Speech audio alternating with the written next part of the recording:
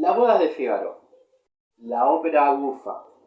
La nueva época, que tiende a perfilarse en las primeras décadas del siglo XVIII, tiene tendencia o inclinación a lo agradable, al entretenimiento y a lo que no refleje los aspectos negativos de la experiencia humana.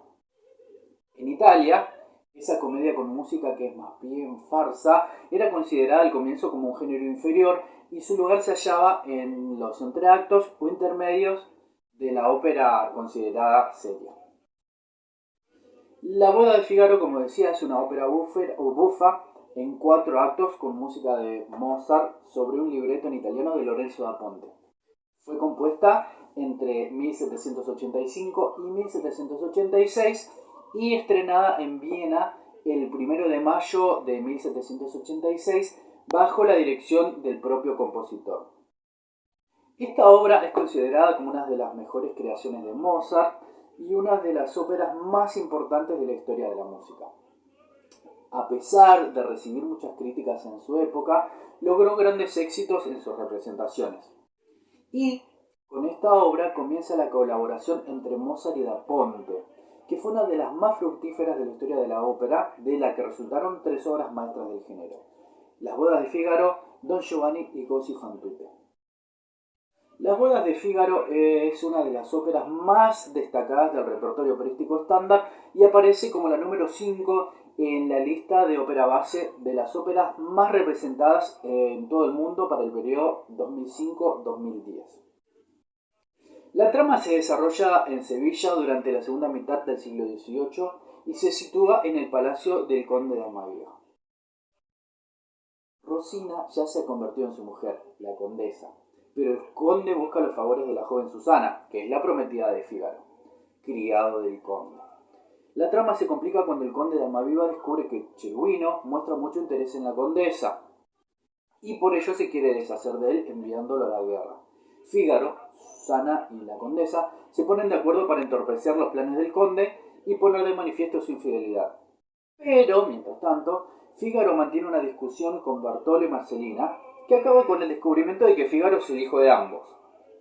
Al final de la jornada, todos los protagonistas se encuentran en el palacio, donde se suceden los equívocos hasta que finalmente el conde y la condesa se reconcilian y Fígaro y Susana se pueden casar. Origen y contexto. Después de un largo periodo dedicado a la música instrumental, Mozart volvió a escribir para el teatro con motivo de la representación en Viena el 25 de noviembre de 1785 de la Villanella Rapita de Francesco Bianchi. Siguiendo una costumbre de la época para esta ópera, Mozart escribió algunas piezas, entre las que se encuentra el cuarteto Dite Almeno y el trío Mandina Amabile. La madurez de estas piezas anticipa ya la gran calidad de las bodas de Fígaro. En 1786, Mozart tiene 30 años y su carrera está en plenitud.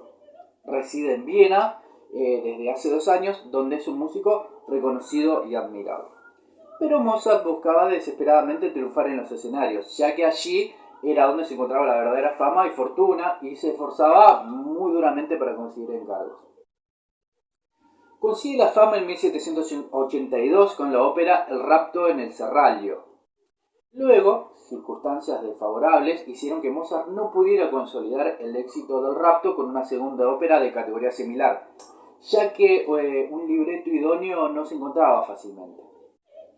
El trabajo de elaboración de las bodas de Fígaro duró 6 meses y asistimos a una plenitud real debido a la alegría de poder escribir por fin una ópera a partir de un buen libreto y también por la satisfacción de tener la ocasión de consagrarse con plena libertad a su facilidad y agilidad cómica.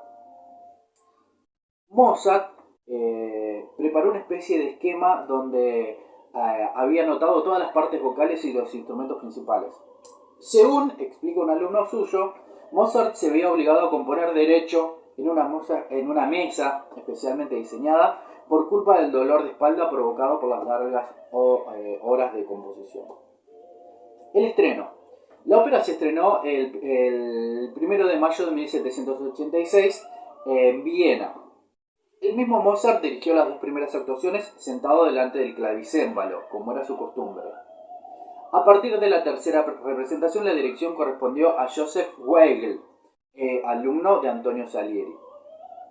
Se conocen los intérpretes del estreno: Stefano Mandini, Luisa Lacci, Nancy Storace, Francesco Benucci, Maria Mandini, Francesco Busani, Michael Kelly, Anna Gottlieb. La ópera tuvo un rotundo éxito. Los aplausos del público de la primera noche provocaron la repetición de 5 números y 7 el 8 de mayo. Algunas fuentes señalan que el éxito hubiera sido mayor si no hubiese sido quizá por la no muy buena preparación de los cantantes, que eran de primer orden.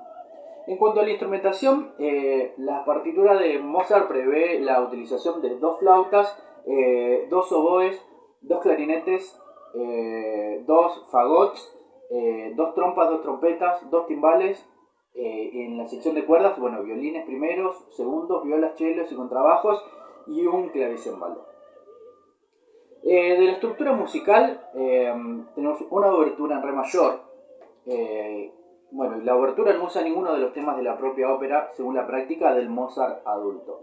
A la obertura la siguen piezas individuales, 10 arias, 2 cavatinas y una arieta, y números de conjunto: 5 duetinos, un dúo, 2 tríos, un sexteto, 3 coros y 3 conjuntos finales. La ópera está llena de pasajes logrados y de ricas melodías, por lo que es difícil destacar unos números por sobre otros. Arias. Destacan 2 intervenciones solistas del personaje de Fígaro en el acto 1. El personaje de Cherubino canta 2 arias en las que expresa de forma delicada sus inseguridades respecto al amor. Las arias más serias y exquisitas corresponden al personaje de la condesa Almaviva. Conjunto. En esta obra se equilibran las intervenciones solistas y los conjuntos. Abunda la ópera en dúos, tercetos y concertantes que agilizan la trama, propiciando un estilo casi de conversación. La crítica musical ha destacado estos conjuntos y los 2 grandes finales. Arias opcionales. Para la reposición de la obra en 1789, Mozart compuso 2 arias para la soprano Adriana Ferrarese, menos dotada vocalmente que Nancy Storace.